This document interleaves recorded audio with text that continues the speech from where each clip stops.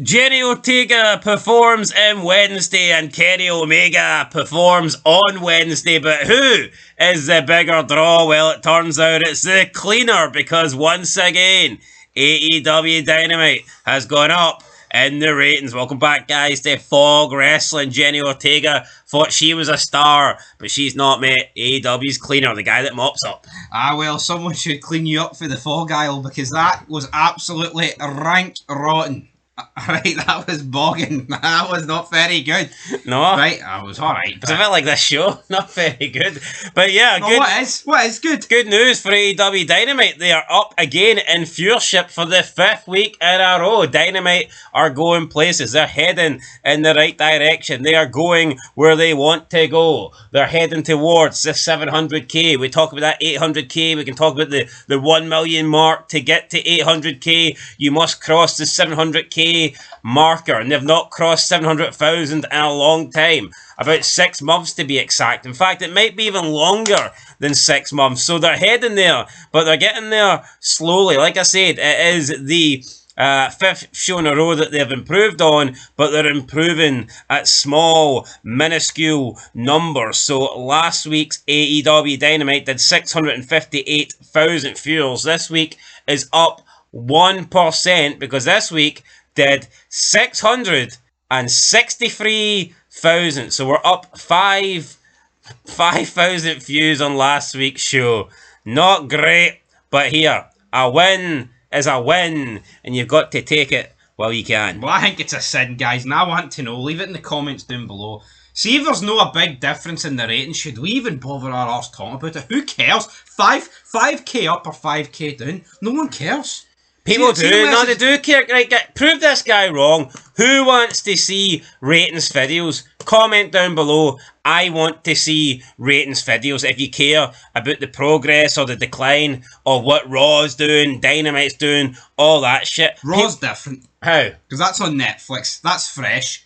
These bastards have been on the decline for years. NXT, this is on Max, that's fresh. Ah, it's on Max. Oh, I sure. Maximum power, buddy. Oh, wait, I know. I have friends that watch on Max. The true rating's over 2 million. Well, unless you've got fucking millions of friends. Who said that? Some guy in our fucking comments.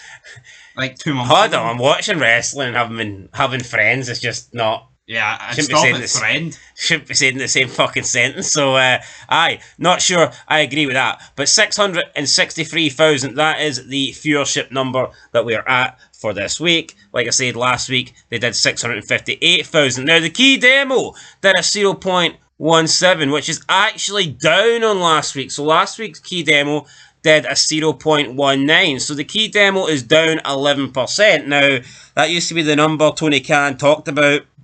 I remember him making a video when he signed Adam Cole, talking about the key demo battle on Wednesday nights against NXT.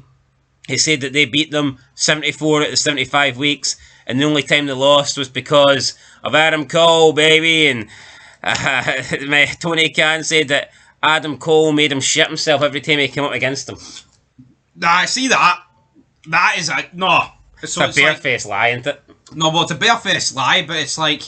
Why are you making out that siding the guy that went 74-0 against you was fucking is the man? Like, come on, what the fuck are we doing here? Adam Cole? A guy you beat 74-1? And you're pretending he's a fucking holy grail? Like, come on, man. That is embarrassing. It's like, I mean, WCW, right, scud it down away for 83 weeks, right? And that was, you know, the top company, you know, the top shows against Raw, against Nitro. We're talking about fucking the third brand in WWE going against the shitey company that can't get anywhere near 1 million. It's actually embarrassing. Sleepless nights. I'd shat myself because Adam Cole. Well, what's Adam Cole done for fucking AEW? I'll tell you one thing he's done. Bury fucking MJF. He did do that, didn't he? No. The only real heel this company had. Where's the big... No, what's Adam Cole done since going to AEW? He was that fucking big. Adam Cole, baby. He's that big that they bring out Daniel Bryan after his debut because they knew it wasn't fucking good. Hold on, look at the size of his arms and legs. There's nothing big about him. I'd kill him. I mean, I'd batter him. You know what I mean? He got a big divorce. Or a big breakup, I guess, with Dr. Britt Baker. She's probably pulled teeth that are bigger than Adam Cole, for fuck's sake. Aye. That's plenty. Let's move on. Fuck Adam Cole. That was a good one. I'm just... Wrestling's depressed me. It's I know. fucking sucked my soul. I actually enjoyed my intro, and you downplayed it as if it was pish. I thought people would have enjoyed that. Wrestling depresses me. I forgot. You can't mix wrestling and pop culture. How dare me attempt to do it? Well, you've been on a wee fucking hiatus recently, and I've been down in the And trenches. I'm back better than ever, and I'm loving this. I've been down in the trenches. Down in the trenches. You've probably got what, trench foot. You've fucking been... I feel like I've got trench You've foot. been stuck in the shite for too long, stuck in the mud, but I've arisen. You've come in with a shovel. This ain't quicksand here. I'm rising to the top, and I'm here to talk about professional wrestling, buddy, because I love it. I hear. And I need today because I lost my job, so I need all the money, guys. So I'm retiring 21st April. What are you doing? Picking up the reins and the mantle. The shovel. Actually, hold on. I'm retiring on the 21st April. You work night shift on the 20th. That means there'll be no Mania content. Oh, because I retire. Down. Right, guys, what did I do? Did I quit my new job or did I miss WrestleMania? That's the two choices. You do both. You quit your job and you don't go to WrestleMania. Well, if you took your redundancy, you could have went to WrestleMania. Could have paid for it. I'd fucking rather die. I don't know. Rather do what Fito did in The Sopranos and get a pool cue shoved up my ass than go to WrestleMania. But anyway, don't worry, a lot of them will get stuff shoved up their ass. Voluntarily. 5 weeks in a row that Dynamite has went on the up here, went on the increase. I mean, not massive numbers, but they are going up nonetheless. And this week's Dynamite is the second highest Dynamite of the year, which is a little bit concerning that 663,000 is the second highest number Dynamite has achieved in 2025. Maybe that speaks volumes about the numbers and about the condition of this company. It's far from ideal, right? But you know what? As I said a couple of weeks ago, they need to start somewhere. They're not going to go back above. They're not going to go back above 1 million out of nowhere. You need to build towards it. They're never going to do it, but you know what I mean. You need to build somewhere. It's a better watch than Raw, and I stand by that. It fucking is, absolutely. Absolutely. That was the title of the video, actually, the review. Thunder Toots! Still better than Raw, lol. So, and then before that, there was something interesting. Can't remember what it was, but... MVP. MVP just completely killing Big Cass on the mic. Just destroying him. Big ass. Making him look like a big ass. Anyway, let's get into the numbers game then, and let's see what did the highest views on the AEW official YouTube channel. Well, guys, you need to start clicking our vids. We want to be doing these kind of numbers. Ideally, we'd like to be doing higher, but coming in at first place, 345,000 views. Swerve Strickland comes face to face with the AEW World Champion, Jon Moxley. He needs to lose the fucking belt. Was this the one where... Is this the one we were watching and that fat chick came out to stop Marina Shafir getting in the ring? And you had Cesaro awkwardly standing behind Prince Nana? You're goddamn right it was, yep. I never understood that segment. Why are they making out that as soon as Willow Nightingale came up, right, and stood beside Marina Shafir, the numbers game was it? Because, first of all, right, maybe Willow Nightingale's taking care of Marina Shafir, right? Let's argue that case that she's now null and void, a non-factor. You've got Cesaro standing behind Prince Nana, who could literally snap his neck at any time. And even if Prince Nana does turn around, right, and just knockout punch Cesaro with one strike, you've still got the Bastard Pac and that weird guy with the missing chromosomes to come down. Wheeler Downer? Him, that guy. So, I mean, they've still got the numbers. Why did they make out on commentary that Willow Nightingale coming out to look at Shafir, that was like the difference maker? Yeah. Because it's fucking pathetic.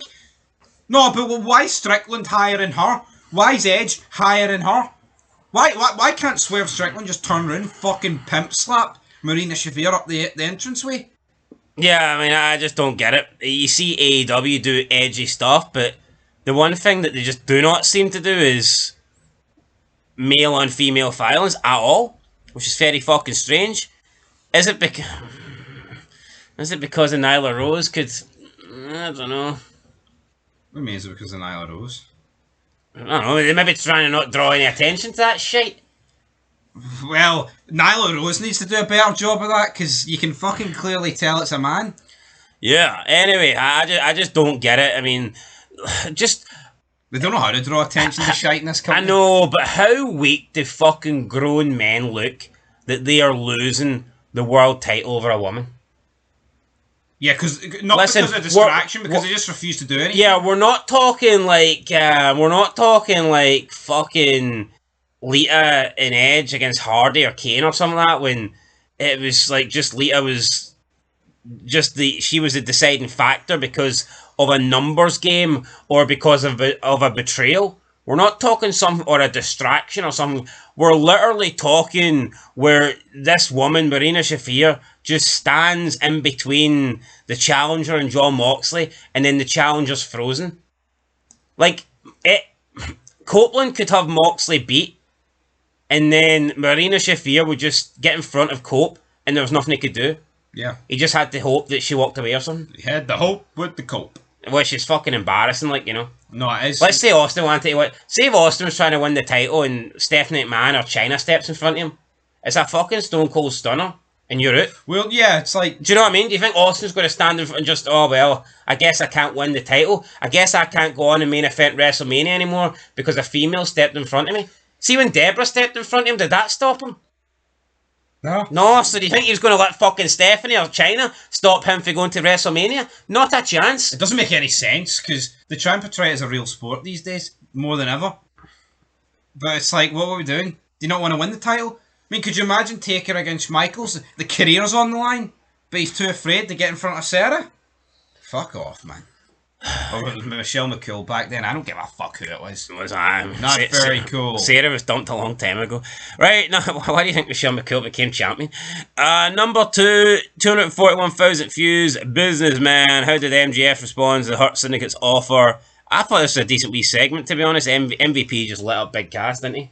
He did. Ripped him a new one. It was great, I liked it. No bad. Third place, 152,000 views. AEW International Champion Kenny Omega is interrupted by his Dynasty opponents.